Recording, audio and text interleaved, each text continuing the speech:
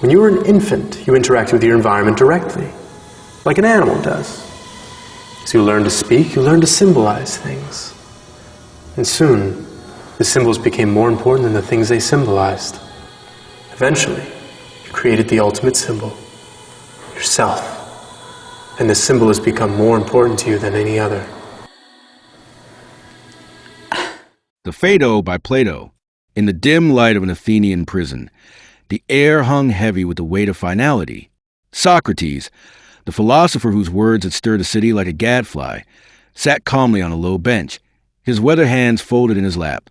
The stone walls, cold and unyielding, echoed faintly with the murmurs of his gathered friends. Phaedo, Crito, Simmias, Cebes, and others, their faces etched with grief and resolve. The sun was sinking, marking the hour when the hemlock would be brought, the poison that would end Socrates' life as decreed by the Athenian court. Yet, in this shadowed cell, Socrates' voice remained steady, his mind as sharp as ever, weaving arguments about the soul's immortality as if death were merely a passage to another discourse. Phaedo, the young man from Elis who would later recount this day, sat closest to Socrates, his heart heavy but his ears attuned to every word. The group had come to bid farewell, but Socrates, ever the teacher, turned their sorrow into a seminar. Why should we fear death? He asked, his eyes scanning the room, gentle but piercing. Is it not the philosopher's task to prepare for it, to seek truth beyond the body's confines? His friends stirred, some nodding, others hesitant, their minds caught between grief and the pull of his reasoning. Crito, loyal and practical, spoke first, urging Socrates to delay the inevitable. The sun is not yet set, he said, his voice thick. Others linger, eating and drinking, even making love one last time. You could wait. Socrates smiled, his irony soft but firm. Those who cling to life act justly for themselves, perhaps, but I would not be just in delaying what is just. Let us talk, my friends, of what matters most. The conversation turned to the soul, as it often did with Socrates. He proposed that death is but the separation of soul from body, a liberation for those who have lived philosophically. The body distracts us, he said, with its hungers and fears, its senses that cloud true knowledge. The soul, freed, can contemplate the forms, the eternal truths of justice, beauty, goodness. Simmias, thoughtful and earnest, leaned forward. But Socrates, how do we know the soul endures after death? Might it not perish with the body? Socrates' eyes gleamed with the challenge. He began with the argument from opposites. Consider life and death, he said. All things come from their opposites, do they not? The greater from the lesser, the hot from the cold. So, too, life comes from death, and death from life, in an endless cycle. If living things were born only to die without return, all would eventually cease, like a fire burning out. But nature replenishes itself, suggesting the soul returns to life after death. His friends nodded, though doubt lingered in their eyes. Cebes, more skeptical, pressed further. Even if the soul exists before birth, might it not wear out, like a cloak woven and rewoven until its threads fray? Socrates acknowledged the concern with a nod, then offered the argument from recollection. Our knowledge of the forms, perfect equality, justice, beauty, cannot come from the senses, for the body perceives only imperfect copies. Yet we recognize these truths, as if recalling them. This suggests the soul existed before birth, learning these forms in a prior state, and thus is immortal, capable of enduring beyond death.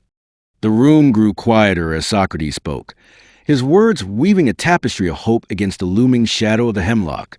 He recounted a myth of the soul's journey, describing an afterlife where the pure ascend to realms of eternal truth, while the impure face trials to cleanse their attachments.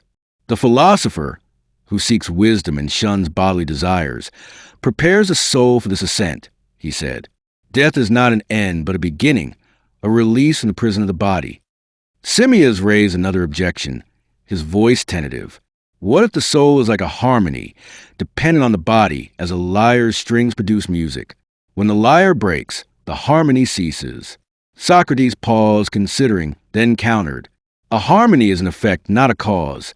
It cannot move the lyre as the soul moves the body. The soul governs reason and resists bodily desires, unlike a harmony, which is passive. Moreover, If the soul were a harmony, all souls would be equally harmonious, yet we see some are virtuous, others not. The soul, then, is no mere effect but a substance, eternal and distinct. Cebes, still unconvinced, posed a final challenge. Grant that the soul exists before birth, and perhaps survives death once or twice. But might it not eventually perish, exhausted by many lives? Socrates responded with his final argument, rooted in the theory of forms. The soul is akin to forms, unchanging, invisible, divine. The body, like visible things, is mortal and decays. The soul, being like the eternal, cannot admit death, just as fire cannot admit cold. It is imperishable, always existing, always itself. The arguments hung in the air, a delicate balance of logic and faith. Some friends wept silently. Others clung to Socrates' words as a lifeline. He urged them not to despair. If the soul is immortal, as we've reasoned, then death is no evil. Either we continue in pursuit of truth, or, if we cease, we feel no loss in nothingness. Why then should we grieve? As the sun dipped lower, a guard entered bearing a cup of hemlock. The room tensed, but Socrates remained serene, almost cheerful. "Let us not make a scene," he said, taking the cup. Crito, overcome, pleaded one last time for escape, but Socrates waved him off. "I have lived by justice, and I will die by it. To flee would be to betray all I've taught." He raised the cup, offering a prayer to the gods for a safe journey, then drank deeply, without hesitation or fear. The poison worked swiftly. Socrates walked about the cell until his legs grew heavy, then lay down as instructed.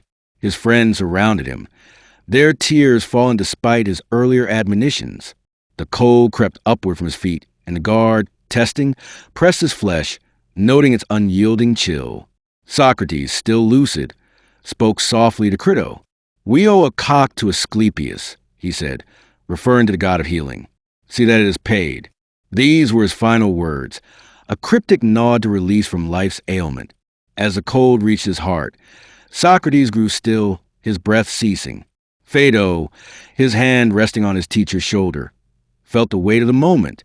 He closed Socrates' eyes and mouth, a final act of care. The room erupted in quiet sobs, but Phaedo, reflecting, felt a strange calm. Socrates had faced death as he had lived, questioning, teaching unafraid. His arguments lingered, not as cold proofs, but as a living testament to a soul unbound by mortality. In the days that followed, Phaedo would recount the scene to others, preserving Socrates' final hours. The Phaedo became a dialogue not just of death, but of life's deepest questions. The nature of the soul, the pursuit of truth, the courage to face the unknown. Socrates' death was no defeat but a triumph of philosophy, a proof that the soul, like the forms it seeks, endures beyond the fleeting shadows of the world.